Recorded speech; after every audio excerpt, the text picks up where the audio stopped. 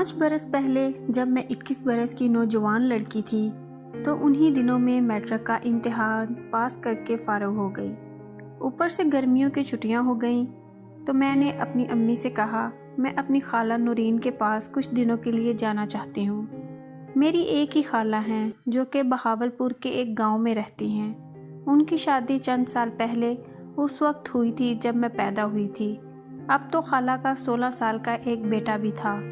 خیر کچھ دیر کی ضد کے بعد امی نے مجھے خالہ کے ہاں جانے کی اجازت دے دی اور بھائی مجھے خالہ کے ہاں چھوڑنے گیا، جو کہ اسی دن ہی مجھے وہاں چھوڑ کر واپس آ گیا۔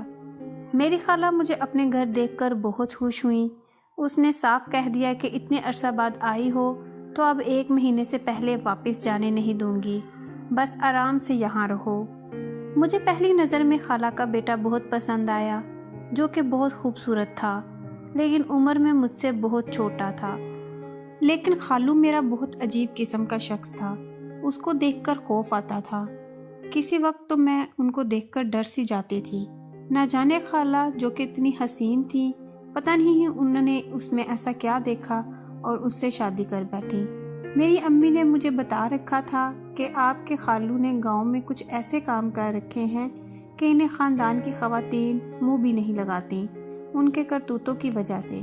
چونکہ گرمیاں تھیں اس لیے خالہ اور خالو رات کو چھت پر سوتے تھے اور میں اور سلمان نیچے صحن میں پنکھا چلا کر ایک ہی چارپائی پر سو جایا کرتے تھے۔ سلمان میرے ساتھ کافی مانوس ہو گیا تھا۔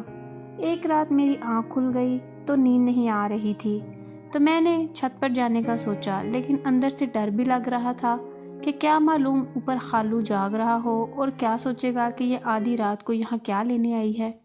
میں آپ کو پہلے ہی بتا چکی ہوں کہ مجھے خالو کی شخصیت عجیب پر اسرار سی لگی تھی۔ وہ سارا دن مجھے عجیب سی نظروں سے دیکھتا رہتا تھا، لیکن جب میں ان کو دیکھتی تو مسکرانے لگتا تھا۔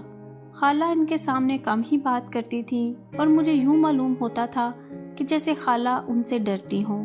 لیکن ایک بات یہ بھی تھی کہ خالو نے گھر میں خالہ کو ساری آسائشیں مہیا کر رکھی تھیں جس کی کسی بھی عورت کو خواہش ہو۔ خیر اب میں نے دبے پاؤں چھت پر جانے کا سوچا۔ جبکہ میں دبے پاؤں چھت پر چڑھنا شروع ہو گئی، ایک ایک سیڑھی پر بنا آواز پیدا کیے قدم رکھتی گئی۔ میں چھت کے بالکل پاس پہنچ گئی۔ میں جیسے ہی چھت کے قریب پہنچی میرے کانوں میں کچھ عجیب سی آوازیں پڑ رہی تھیں، جیسے کوئی تکلیف سے کرا رہا ہو، جیسے کوئی حیوان غرا رہا ہو یا جیسے کوئی کسی چیز کو زور زور سے فرش پر رگڑ رہا ہو۔ میں پریشان ہو گئی کہ آخر چھت پر ایسا کیا ہو سکتا ہے۔ خیر میں نے ڈرتے ڈرتے سر اوپر نکال کر دیکھا تو چاند کی روشنی میں ایک عجیب منظر دیکھا۔ خالو چارپائی پر لیٹا تھا اور خالہ اس کے سر میں سرسوں کے تیل سے مالش کر رہی تھی۔ خالو کبھی منہ سے عجیب سی آواز نکالتا اور پھر خاموش ہو جاتا۔ میں یہ سب دیکھ کر بہت حیران ہوئی۔ اتنے میں اچانک خالہ نے گردن گھما کر میری طرف دیکھ لیا اور مسکرا کر کہا کہ آ جاؤ بیٹا، یہاں آ جاؤ۔ میں خالہ کو اپنی طرف پا کر ڈر گئی اور جلدی سے نیچے اتر کر چارپائی پر جا کر لیٹ گئی۔ میں سوچ میں تھی کہ یہ کیا ماجرا ہے۔ انہی سوچوں میں گم تھی کہ میں سو گئی اور جب صبح آنکھ کھلی تو خالہ کچن میں کام کر رہی تھی اور خالو گھر پر نہیں تھے۔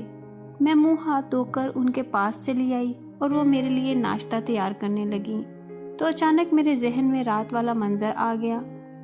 میں جھٹ سے ان سے سوال کر ڈالا۔ اس سے پہلے کہ میں کچھ بولتی خالہ مجھے بتانے لگیں کہ ان کے سر میں عجیب سا درد اٹھتا ہے تو اسی وجہ سے میں ان کے سر میں تیل ڈال کر مساج کر دیتی ہوں۔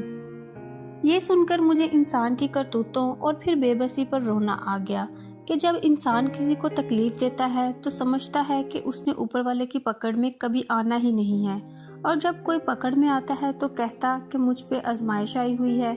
یہ نہیں سوچتا کہ یہ آزمائش بھی اپنے ہی کرتوتوں کی وجہ سے ہے۔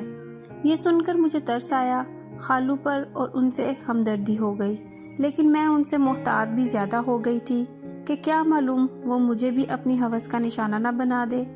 پھر کچھ دن بڑی مشکل سے ڈر کر گزار کر واپس اپنے گھر آ گئی اور سکھ کا سانس لیا کہ شکر ہے میں تو ہوس کا نشانہ نہیں بنی۔